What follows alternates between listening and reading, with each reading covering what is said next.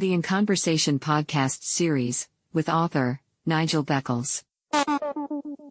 Welcome to the podcast. Please like the podcast and subscribe to this channel. Thank you. Have you experienced several failed relationships or been through a divorce? How can you avoid making the same mistakes again? How to avoid making the big relationship mistakes is out now. Hi, my name is Nigel Beckles. My new book is packed with practical and common sense strategies that you can use to make better relationship choices. Now you can discover the dangerous myths about love.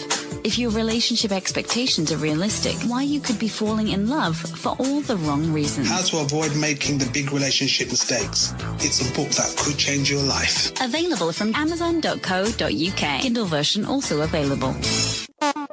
When the Mood is Right, A Poetry Journey and Mood Swings by Queen P. Available on Amazon and all good bookstores. The Royal Affair by Queen P. Dim the lights, sit back, relax, and breathe. You have entered into the Royal Affair. Queen P. Poetry podcasts, available now. The Royal Affair. The very best way to promote your podcasts. Podpage makes it easy to create a podcast website with just a few clicks. Every page is optimized to be found on Google and it stays up to date forever. For more information, visit podpage.com. The future of podcast promotion. Get ready for takeoff. Welcome back to my In Conversation podcast series. My guest for this episode is an author whose book explores the issues of gun and knife crime, plus much more. Yvonne L. Phillip. Hi Yvonne, welcome to my podcast series. How are you? I'm fine, thank you, Nigel. How are you?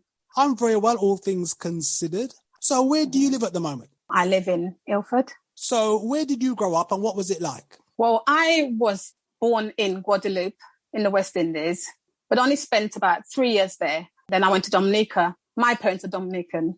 And Dominica is a very beautiful island if you haven't been there. It's very ruggedly beautiful. All my family lived near each other. My aunt, my grandmother, ourselves, and so on.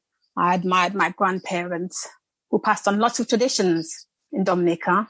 It's just a beautiful place where stories were told. We were told stories at night called Lawan. It's a moonlight. It's stories on the moonlit night. So there were stories with morals, stories. It's educated us. It made us aware, really. And this had an impact on what I do now, writing.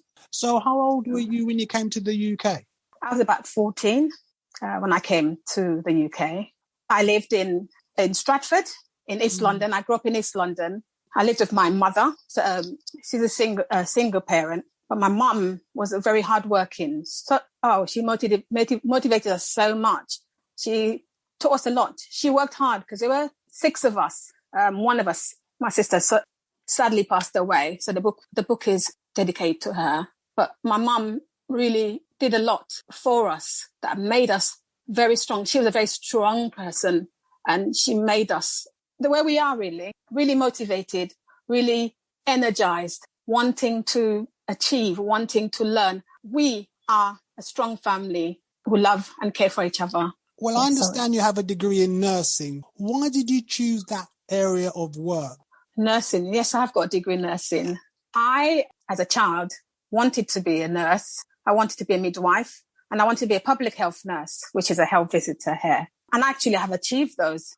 I wanted to do nursing because I wanted to care for people. I've got this caring, this nurturing aspect in me. And I wanted to look after people. I wanted to get them better. I wanted to look after people and care for them. Well, Yvonne, you're also an author. So what is your book called and what is it about? My book, In My Father's Eyes. Basically, it is a book that addresses the issue of gun and knife crimes. It's based in the East End of London. It is about community that's afflicted by gun crimes. And there are gangs, or there's a particular gang who target the community. They want to eradicate them. The protagonist is RD, who, by mistaken identity, a young person is shot and RD is convicted by mistaken identity. So he goes into prison and basically encourage the community to take a stand and work together to address that. So in the book, it addresses a work through love and trust and community cohesion. Why did you choose that particular topic to write about? I have been watching television and there were so many gun and knife crimes reported.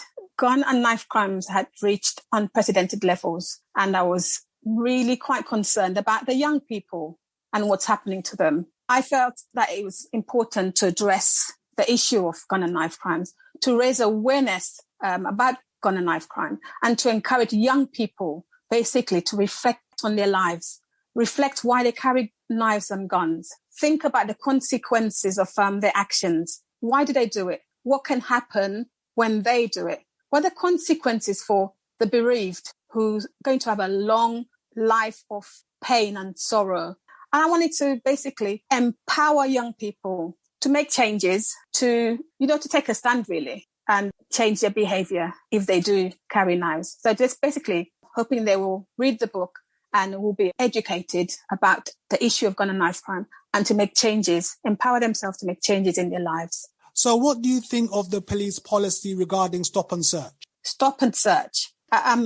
Stop and search is really controversial. It is an issue that needs to be addressed. It has a place, I think it has a place in society, but it has to be done with equity and with dignity and with empathy. I believe that in 2020, 1 in 8 Black men were stopped and searched, and that's according to The Guardian. Young Black men are 4 times more likely to be stopped and searched than white counterparts, apparently. It is an issue that has been taking place for quite a while. Because I remember young men being stopped and searched in the 70s, and it's still been done in 2020, in 2021. There's no equity. So I believe that if you're going to deal with a problem in society, then you need to stop and search everyone. So I think the policy of stop and search needs to be reviewed. It needs to be reevaluated, and it needs to be changed. Well, the issues you explore in your book are, of course, very important. How do you think things can be improved for the future? I believe, foremost, it's important that young people take responsibility. They need to, as I said before, know there's a consequence to carrying knives. So they would need to be educated. They need to be educated about the effects, how it affects people, and basically change their mindset. They need support, I believe, through mentorship. Youth groups, they need youth groups to challenge them. Because when we were younger, we went to West Ham Youth Group, and that had such an impact on us. We had fun, we were engaged, we learned a lot.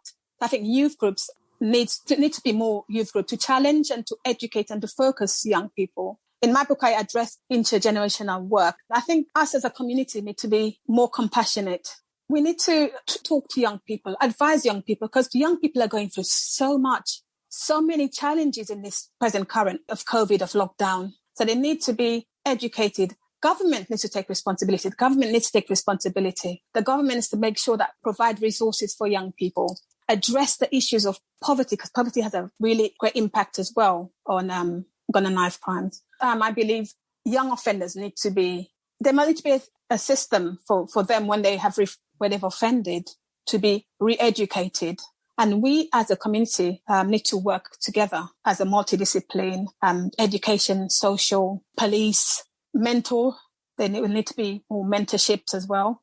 We all need to work together to help young people to get through this. We need to support them, basically. So, Yvonne, how can people contact you? I can be contacted at author Yvonne Phillip .mmph@gmail.com. Okay, Yvonne. Well, that has been a very interesting and insightful conversation. Thank you very much for your time.